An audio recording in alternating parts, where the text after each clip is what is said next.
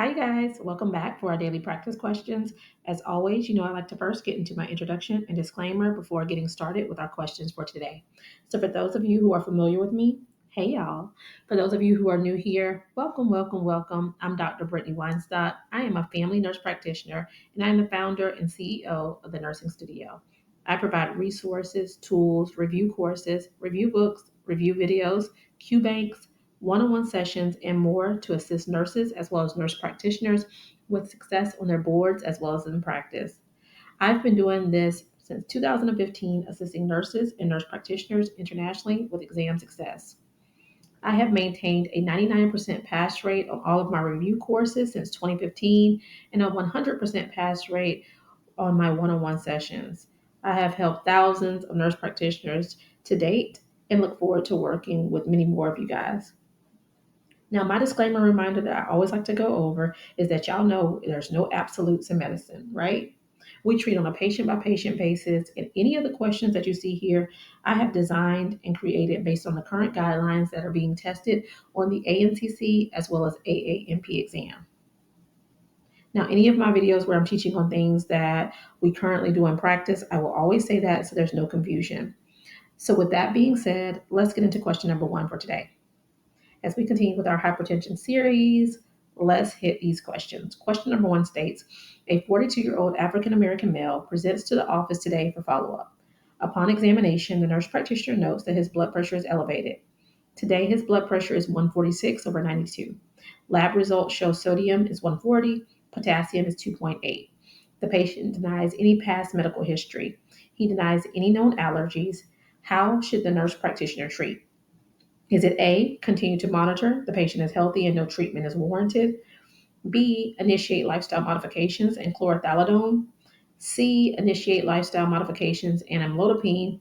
Or D, initiate lisinopril? Take a moment and tell me what you got in the comments, you guys. All right, you guys. So I always recommend reading the stem of the question first as it allows you to slow down to ensure you're answering what is being asked of you.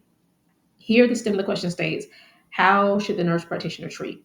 And you know what I tell y'all, if they're asking for a treatment, you need to run it back and see if they have provided you with the diagnosis. If they have not, run it back a step further and look at the assessment findings so that you're able to determine a diagnosis or a differential so that we're able to determine a way to treat that. So here, they have not specified the diagnosis, so let's work through what is provided for us.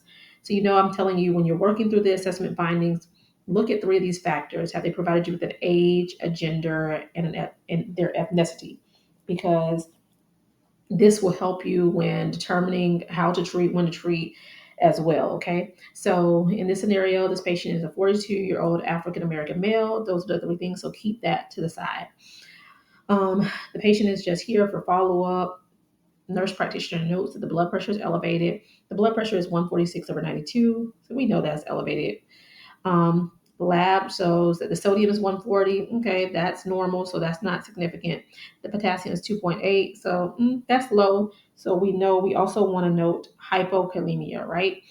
All right, so the patient does not have any allergies or past medical history. Perfect. Because remember, I tell y'all, if they do have a past medical histories, aka comorbidities, and if they do have allergies, you want to highlight that thing, make a note, whatever, because that also aids in how you're going to answer the question.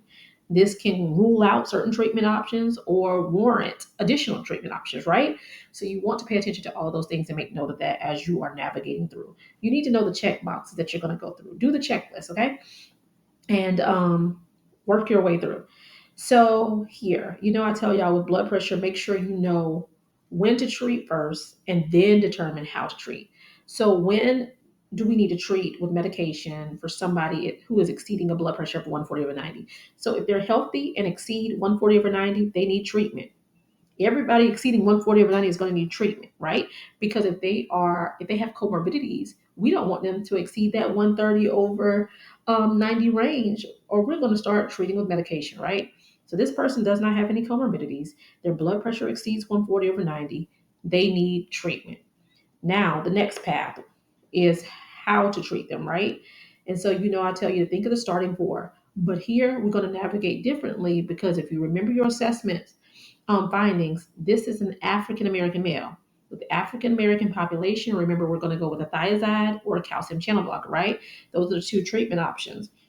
With thiazides always being at the top of that first line therapy list, right? All right. But here, one key point is that this patient's potassium is low. They have hypokalemia. Hypokalemia is a contraindication of a thiazide.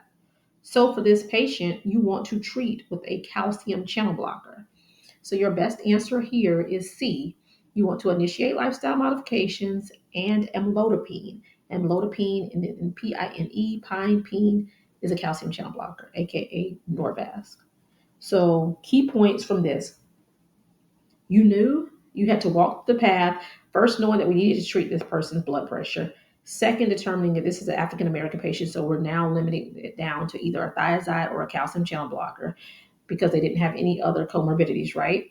And so then we had to rule out the thiazide because they have hypokalemia. Make note of these contraindications because you know with thiazides, if they have a sulfa allergy, if they have gout, um, hypokalemia, things like this, you're not going to prescribe a thiazide, eliminate, and go with the calcium channel blocker, okay? And we'll continue to build on these, so just make the notes. Question number 2. The nurse practitioner is planning to initiate a calcium channel blocker for the management of the patient's blood pressure.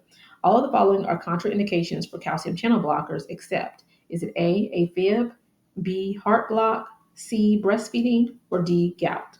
Take a moment and tell me what you got in the comments, y'all. All right, so stem the question here states all of the following are contraindications for calcium channel blockers, except. So, key here in this stem is that word except. You know, when we see this, we're looking for what is incorrect. So, which one is not a contraindication for a calcium channel blocker?